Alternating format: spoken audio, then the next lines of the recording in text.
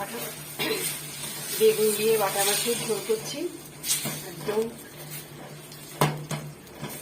আদা, জিরে, কাঁচা লঙ্কা, ধনিয়া গুঁড়ো আর অল্প একটু পেঁয়াজ রসুন বাটা দিয়ে এই কালো কালো জিরে ফোড়ন দিয়েছি। এটা দিয়ে এই হ্যাঁ আছে সঙ্গে টমেটো। এই হচ্ছে আজকে আমার বাটা মাছের ঝোল।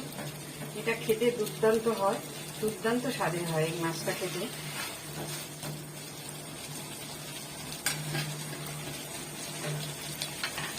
দুর্দান্ত স্বাদের মাছ এটা। এভাবে রান্না করলে ভালো লাগে, সেই জন্য রেসিপিটা শেয়ার করছি। আমি সবসময়তেই খুব কম উপকরণ দিয়ে রান্না করা পছন্দ করি, আর সেই ধরনের রান্নাটাই আমার দেখাতে ভালো লাগে, তাই আমি দেখাচ্ছি। ঝোল ফুটে উঠলে মাছ আর ধনিয়া পাতা দিয়ে দেবো, যেটা ঝোলের মধ্যে এরকম সবুজ সবুজ ধনিয়া পাতা দিলে খুব ভালো লাগে, ভীষণ ভালো লাগে। খাবার থেকেও দেখতে ভীষণ ভালো লাগে।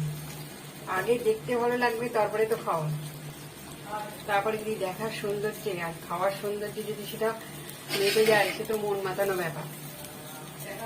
এর সঙ্গে একটু পাতি লেবু, ব্যাস, আর কিচ্ছু লাগবে না। ওটা কি দিয়ে খাচ্ছে বলো তো?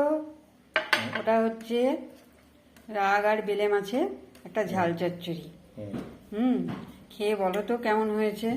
সুপার, আচ্ছা, দুর্দান্ত। দুর্দান্ত হয়েছে।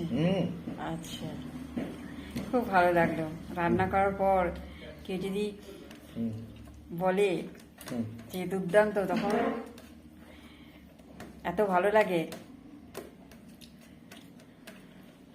খুব ভালো রান্নাটা যখন তোমার দুর্দান্ত লেগেছে, যদিও খেতে খেতে কথা বলতে নেই, তা এক করি গান করে দাও তোমার প্রিয় জিনিস যেটা।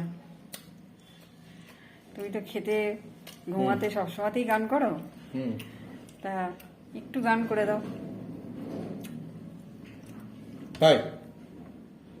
তাই जीवन के दिन छोटे सही, हम भी बड़े दिल वाले,